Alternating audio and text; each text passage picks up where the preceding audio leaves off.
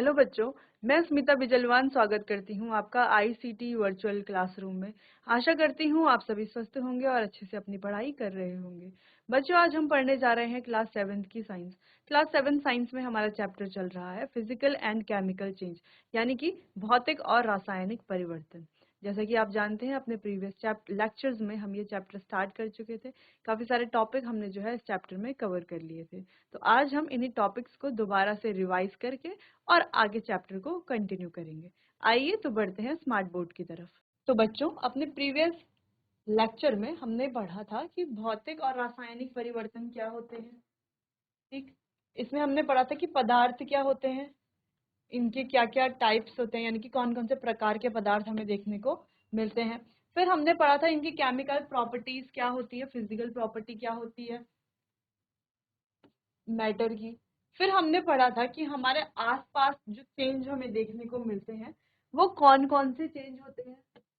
फिर हमने डिस्कस किया था बच्चों फिजिकल चेंज और केमिकल चेंज के बारे में, कि फिजिकल चेंज यानी कि भौतिक परिवर्तन क्या होता है और केमिकल चेंज यानी कि रासायनिक परिवर्तन क्या होता है। तो फिजिकल चेंज में हमने पढ़ा था कि यहाँ पर कोई भी नया पदार्थ नहीं बनता, जबकि केमिकल चेंज में क्या होता है, नया पदार्थ बनता है।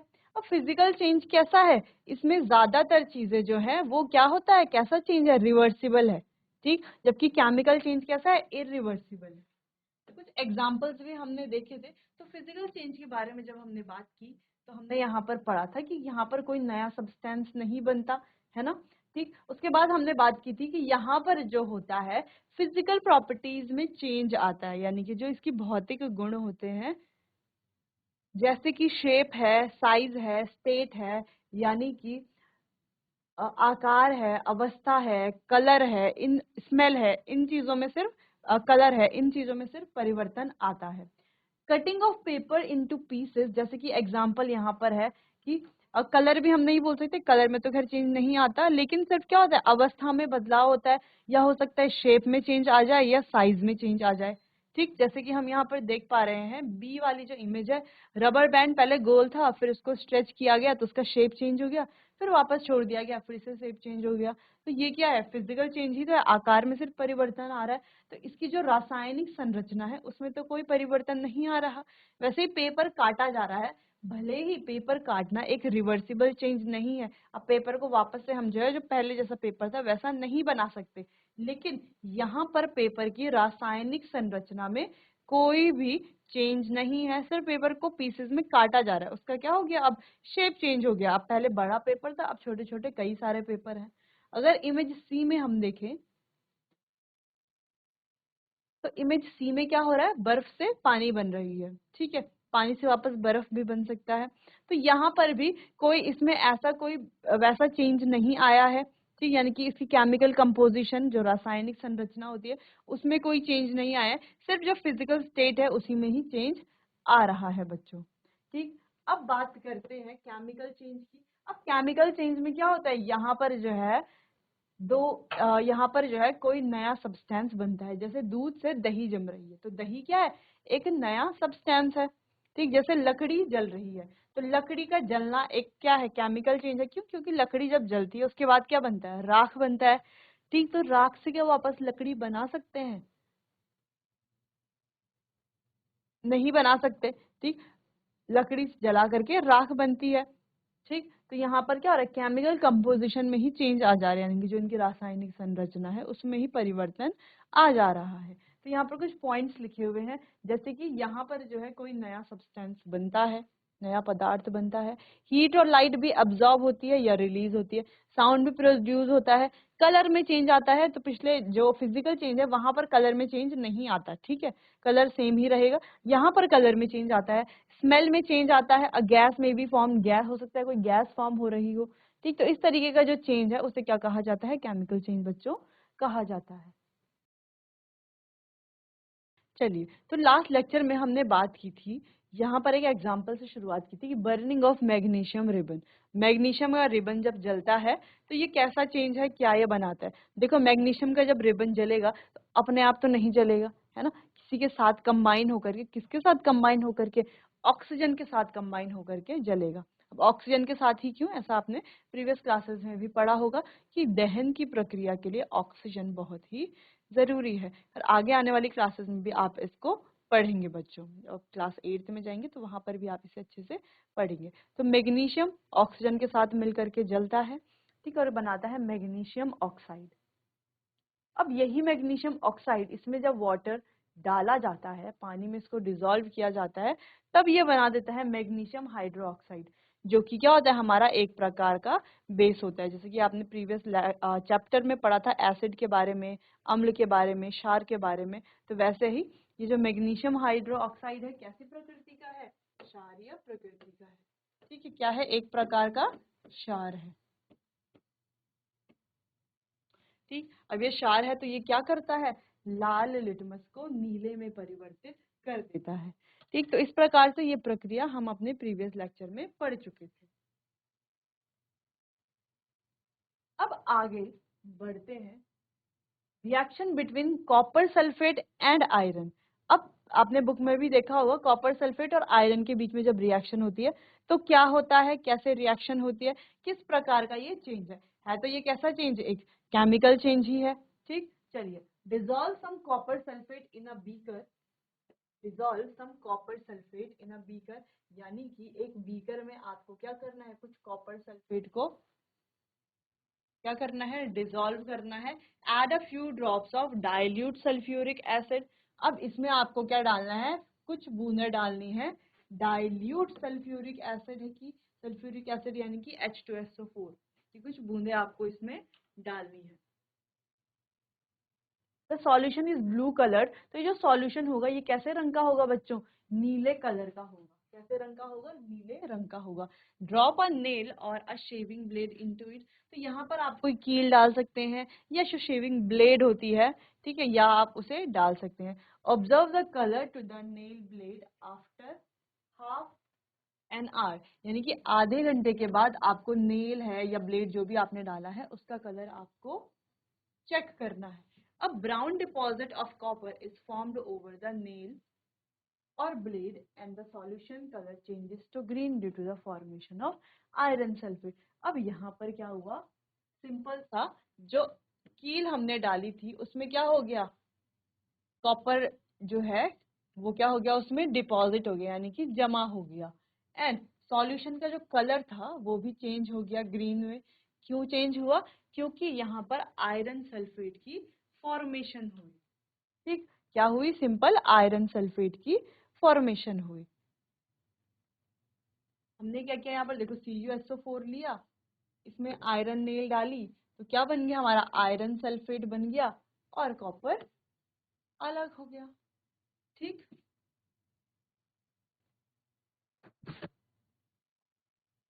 इस तरीके से ये एक्सपेरिमेंट हुआ। सिंपल सा देखो, पहले क्या था, ब्लू कॉपर सल्फेट सॉल्यूशन, इसमें आपने क्या डाली, एक आयरन नेल डाली, कील डाली। आयरन सल्फेट का सॉल्यूशन, सॉरी कॉपर सल्फेट का सॉल्यूशन था, उसमें आपने कील डाली। ठीक है, अब कील किससे बनी हुई है, लोहे से बनी हुई है, Fe। अब लोहे ने क्या किया, जितना भी क्या था वो अपने ऊपर डिपॉजिट कर दिया,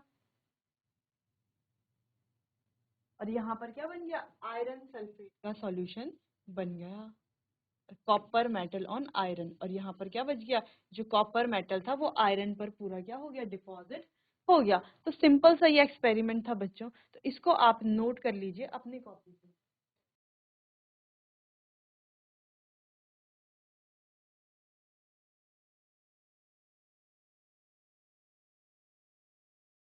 अच्छा, ऐसा क्यों हुआ बच्चों, क्योंकि ये जो आयरन है ये ज्यादा रिएक्टिव है, किससे, कॉपर से। आयरन क्या होती है, कॉपर से ज्यादा रिएक्टिव होती है, इसीलिए क्या हो गया, इन्होंने अपनी पोजीशन को डिस्प्लेस कर दिया।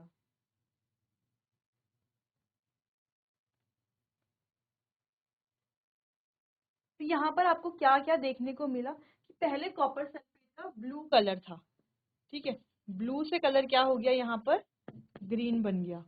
ठीक है,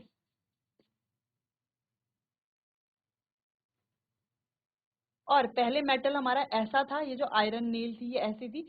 अब यहाँ पर आयरन नेल पे एक ब्राउन डिपॉजिट आ गया, यानी कि भूरे रंग का एक डिपॉजिट आ गया। किस चीज का डिपॉजिट है ये, कॉपर मेटल इसके ऊपर जमा हो गया है ना, डिपॉजिट हो गया। ठीक,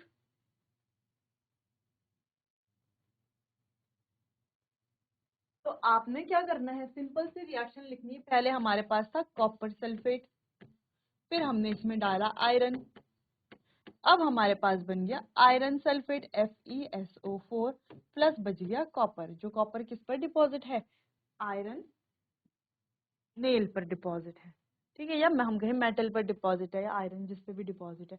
बस हमें ध्यान रखना है, पहले सॉल्यूशन कैसे था, ब्लू कलर का था, फिर सॉल्यूशन कैसे बन गया, FeSO4 जब हमारा क्या हुआ, फॉर्मेशन हुआ, तो सॉल्यूशन कैसे बन गया, ग्रीन कलर का बन गया। और पहले जो आयरन नेल कैसी थी, बिल्कुल दिख रही है हमें कैसा कलर है इसका, है ना। अब इसका सिल्वरी ग्रे ग्रे कलर है, ठीक। अब हमें क्या दिख रहा है, इसका कैसा कलर है, ब्राउन कलर है, ठीक। तो यहाँ पर कॉपर मेटल की क्या हो गया, कोटिंग, या हम कह सकते हैं कि कॉपर मेटल इस पर डिपॉजिट हो गया। सिंपल। आगे बढ़ते हैं, reaction between vinegar and baking soda. अब विनेगर और बेकिंग सोडा के बीच की जो रिएक्शन है वो कैसे होती है बच्चों।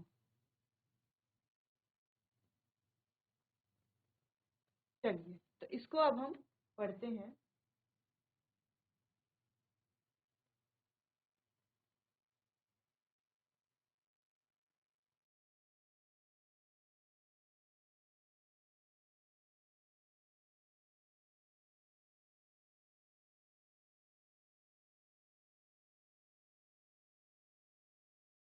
तो ये रिएक्शन हमें कैसे करनी है, ये रिएक्शन हम खुद से करके भी देख सकते हैं।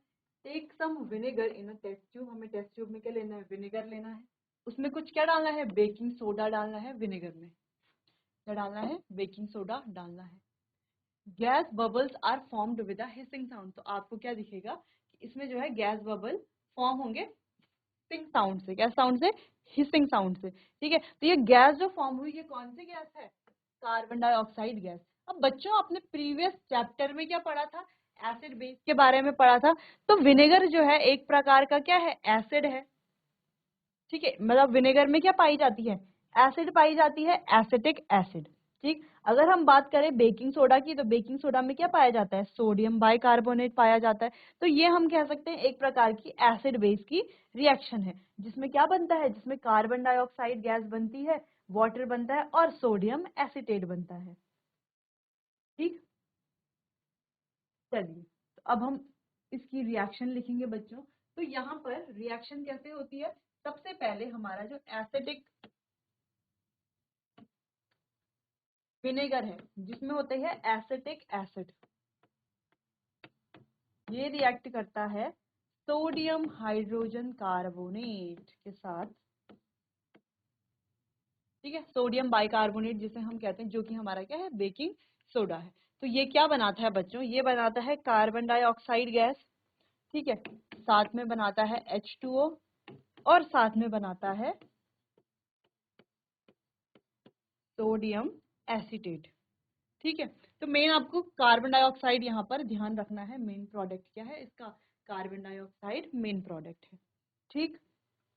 अब यहाँ पर क्या होता है, एक हिसिंग बोले या हम कहें फिजिंग साउंड, हिसिंग कह सकते हैं, या हम कह सकते हैं कि फिजिंग फिजिंग साउंड यहाँ पर प्रोड्यूस होता है। किसकी वजह से, कार्बन डाइऑक्साइड गैस फॉर्मेशन की वजह से, ठीक। अब कार्बन डाइऑक्साइड गैस जो है, इसको जब हम लाइम वाटर से पास कराते हैं, तो लाइम वाटर कैसा हो जाता है, मिल्की हो जाता है। तो इस गैस को जब हम पास कराते हैं थ्रू लाइम वाटर से जब हम इसको पास कराते हैं, तो लाइम वाटर कैसा बन जाता है, मिल्की, यानी कि दूधिया बन जाता है, due to the formation of calcium carbonate. क्योंकि यहाँ पर क्या फॉर्म होता है बच्चों, अब calcium carbonate, CaCO3 calcium carbonate यहाँ पर फॉर्म होता है, ठीक है। तो ये किस चीज का टेस्ट है, बेसिकली ये टेस्ट है कार्बन डाइऑक्साइड का, ठीक है। जब कार्बन डाइऑक्साइड को हमें टेस्ट करना होता है, अगर हम कोई भी रिएक्शन करेंगे तो उससे कोई गैस प्रोड्यूस हो रही है, हमें कैसे पता चलेगा कि ये गैस कार्बन डाइऑक्साइड ही है, हम क्या करेंगे, इसको पास करा देंगे लाइम वाटर से। अगर लाइम वाटर मिल्की हो गया तो हमें समझ में आ जाएगा कि यहाँ पर क्या है, CO2 है, और लाइम वाटर में क्या हो रहा है, कैल्शियम कार्बोनेट का फॉर्मेशन हो रहा है। रिएक्शन कुछ इस तरीके से है, ये लिया हमने कार्बन डाइऑक्साइड, इसमें डाला हमने लाइम वाटर, ठीक। अब यहाँ पर बन गया कैल्शियम कार्बोनेट और वाटर, सिंपल ये रिएक्शन थी। सबसे पहले ऊपर वाली जो रिएक्शन है हमारी, एसिटिक एसिड हमने लिए, यानी कि विनेगर जिसमें एसिटिक एसिड होता है। फिर हमने लिया बेकिंग सोडा, जिसमें जो कि होता है सोडियम हाइड्रोजन कार्बोनेट। ठीक, इनकी जब हमने रिएक्शन कराई तो क्या बना हमारे पास, कार्बन डाइऑक्साइड, वाटर और सोडियम एसीटेट। फिर हमने इस कार्बन, ये जो गैस यहाँ पर बनी बच्चों, उसको किस में पास करवाया, लाइम वाटर में पास करवाया। अब लाइम वाटर कैसा बन गया, मिल्की हो गया, due to the formation of calcium carbonate, क्योंकि यहाँ पर क्या हुआ, कैल्शियम कार्बोनेट का फॉर्मेशन हो गया, इस वजह से क्या हो गया, ये दूधिया हो गया, और यहाँ पर फॉर्मेशन होती है साथ ही वाटर की। सिंपल, तो ये हमारी रिएक्शन थी विनेगर और बेकिंग सोडा। बेसिकली हम कह सकते हैं ये एक एसिड बेस रिएक्शन थी। दूसरी चीज, यहाँ पर हमने कार्बन डाइऑक्साइड के बारे में भी जाना कि इसका जो टेस्ट है वो कैसे किया जाता है कार्बन डाइऑक्साइड के लिए। और कार्बन डाइऑक्साइड जब प्रोड्यूस होती है तो कैसा साउंड निकालती है, हिसिंग साउंड निकालती है। ठीक है, हिसिंग साउंड निकालती है। सिंपल, ये इसको अब आप नोट कर लीजिए बच्चों।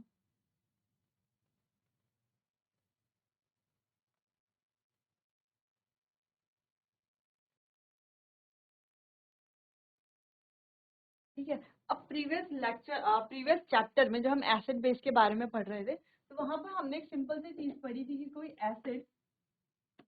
कोई एसिड जब किसी बेस के साथ रिएक्शन करता है तो क्या बनाता है, सॉल्ट, यानी कि नमक, और बनाता है वाटर। ठीक, तो यहाँ पर भी आप देख सकते हैं कि एसिड ने बेस के साथ रिएक्शन किया। ठीक, क्या बनाया, कार्बन डाइऑक्साइड, साथ में बनाया वाटर और सोडियम एसिटेट, जो कि क्या है, एक सॉल्ट। ठीक, चलिए तो इसको अब आप नोट कर लीजिए बच्चों, फिर आगे बढ़ते हैं।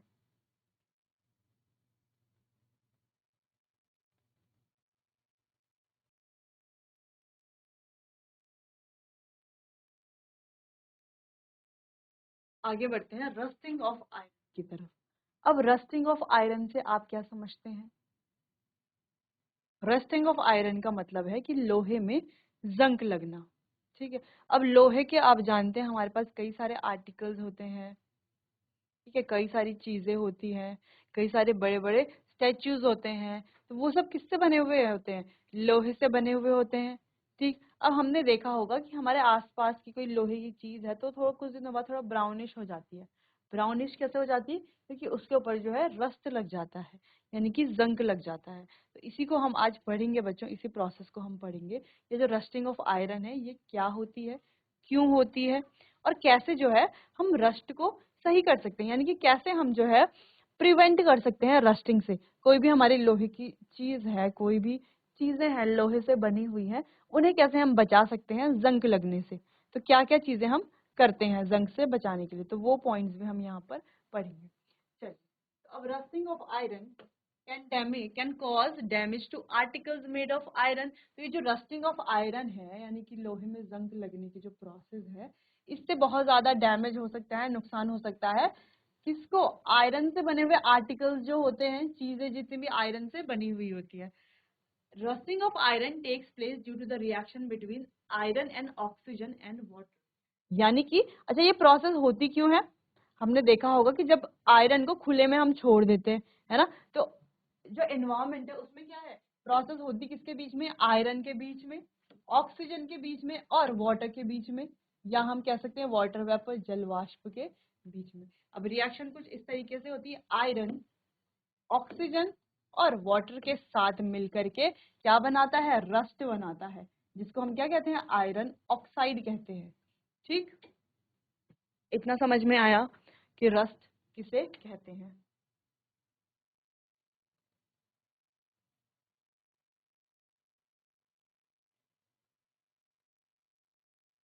अब दूसरी चीज ये है बच्चों, अगर हम इसकी सिंपल रिएक्शन लिखते हैं, ये अभी आपके सिलेबस में है तो नहीं, लेकिन कुछ इस तरीके से ये रिएक्शन होती है।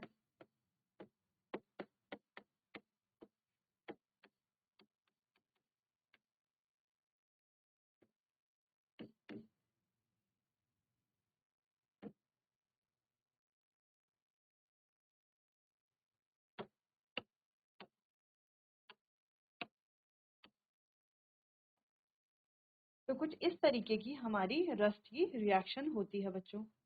ठीक, अब हम क्या कह रहे हैं कि यहाँ पर ये जो रिएक्शन होती है कैसे बनता है, रेडिश ब्राउन हमें देखने को मिलता है। जो ये रस्ट बनता है ये कैसे कलर का होता है, रेडिश ब्राउन।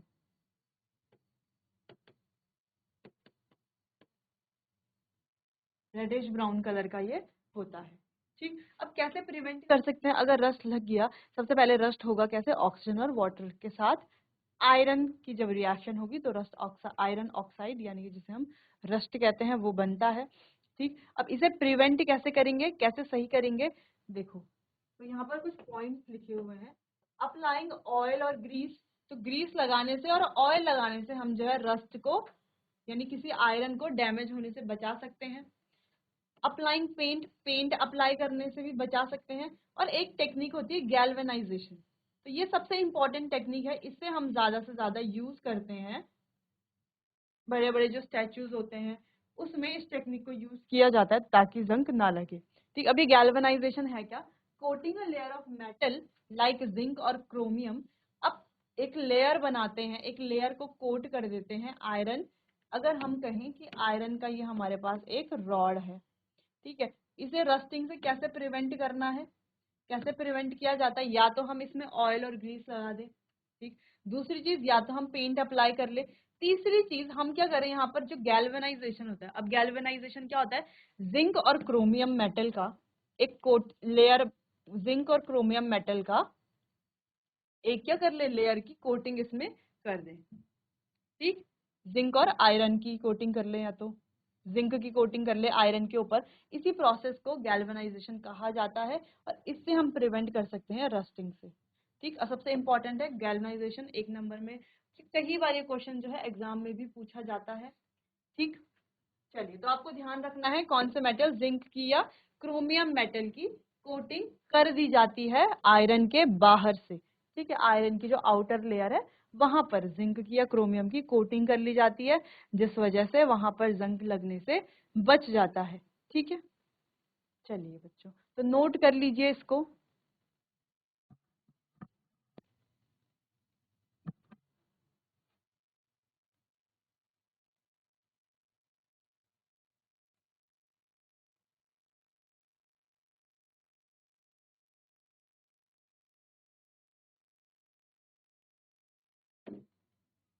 अब आगे बढ़ते हैं क्रिस्टलाइजेशन के बाद। क्रिस्टलाइजेशन क्या होता है, अब क्रिस्टलाइजेशन प्रक्रिया क्या होती है, सिंपल सा हम यहाँ पर पहले समझेंगे, उसके बाद हम एक्सपेरिमेंट परफॉर्म करेंगे कि कैसे क्रिस्टलाइजेशन की प्रोसेस होती है। तो सिंपली यहाँ पर लिखा गया the process of obtaining large crystal of a pure substance, यानी कि किसी भी शुद्ध पदार्थ के लार्ज क्रिस्टल जब हम ऑब्टेन करते हैं उसके सॉल्यूशन से, इसको ही क्रिस्टलाइजेशन कहा जाता है। यानी कि किसी सॉल्यूशन से हम किसी पदार्थ के बड़े बड़े क्रिस्टल्स हमें मिल रहे हैं, इसी प्रोसेस को क्रिस्टलाइजेशन कहा जाता है। ठीक, सिंपल, पहले आप ये डेफिनेशन नोट कर लेंगे क्रिस्टलाइजेशन की। चलिए तो क्रिस्टलाइजेशन की प्रक्रिया कैसे कैसे होती है, कैसे क्रिस्टल हमें मिलते हैं, वो हम अभी पढ़ेंगे बच्चों। बच्चों आज हमने पढ़ा फिजिकल और केमिकल चेंज के बारे में, यानी कि भौतिक और रासायनिक परिवर्तन के बारे में। काफी सारे पॉइंट्स को हमने डिस्कस किया, काफी सारे टॉपिक्स हमने आज के लेक्चर में कवर किए हैं। हमने पढ़ा कि रस्टिंग ऑफ आयरन कैसे होती है, कैसे हम जो है आयरन को बचा सकते हैं। ठीक है, उसके अलावा एसिड और बेस की रिएक्शन कैसे होती है, कार्बन डाइऑक्साइड के लिए क्या टेस्ट होता है। ठीक, तो ये सारी चीजें आज हमने पढ़ी। बाकी क्रिस्टलाइजेशन के बारे में पढ़ेंगे हम अपने आने वाले अगले सेशन में। तब तक के लिए आपका बहुत बहुत धन्यवाद।